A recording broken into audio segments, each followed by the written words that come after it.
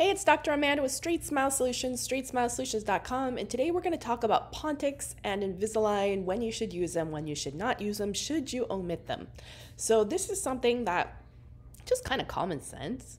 It really depends on where the missing tooth is and how displaced the adjacent missing teeth are. So this is an example of a case of mine. Obviously, patient wanted a little Pontic because she was missing number 10 or upper left 2 due to trauma.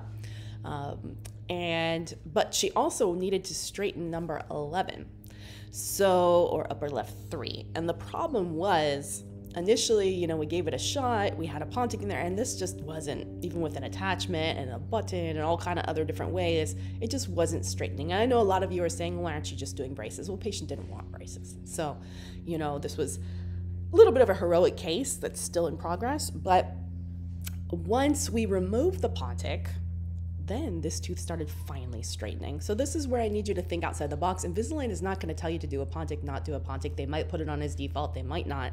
You may sometimes need to have that hard conversation with your patient and say, hey, look, we're not going to make any progress here unless we remove that Pontic. And it's not going to look that bad. I mean, you'd be surprised. It's not going to look that bad because you're going to be able to see this tooth behind it coming in.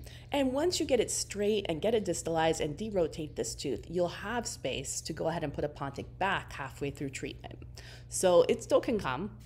And I have a ton of other videos on how to fill your Pontics. So I always recommend hands down the Orvance Aligner Pontic Putty.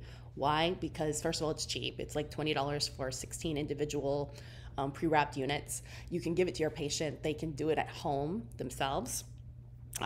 With like a tweezer or a Q-tip, or you can give them a microbrush and they just pack it in. If you want to be cheap, like a couple doctors I know, you tell them they have to dig it back out and put it in the next one. I think that's a little bit gross. They can also order more putty in different shades from Amazon. So it's something where you can give them some, and then if they want to get their own, they can buy it themselves, whatever shade they want or whatever. Just the main thing is you want to show them how to pack it. We don't want to pack it to the point where it's affecting the seating of. They don't have to fill it all the way up. They can just fill the facial portion is what I'm getting at. They don't have to completely fill it.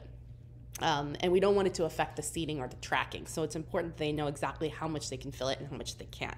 And I have a ton of videos on that. You can just look up aligner Pontics, search by keyword within my site. If you can't find it, you can email me, info@straightsmilesolutions.com, or send me a website message and I'll be glad to send you that video if you can't find it. But anyways, just something to consider. It's usually less of an issue for posterior teeth, although for posterior teeth, I really don't see the point unless it's like a upper premolar or something, because nobody's gonna see it anyways. So, all right, thanks so much.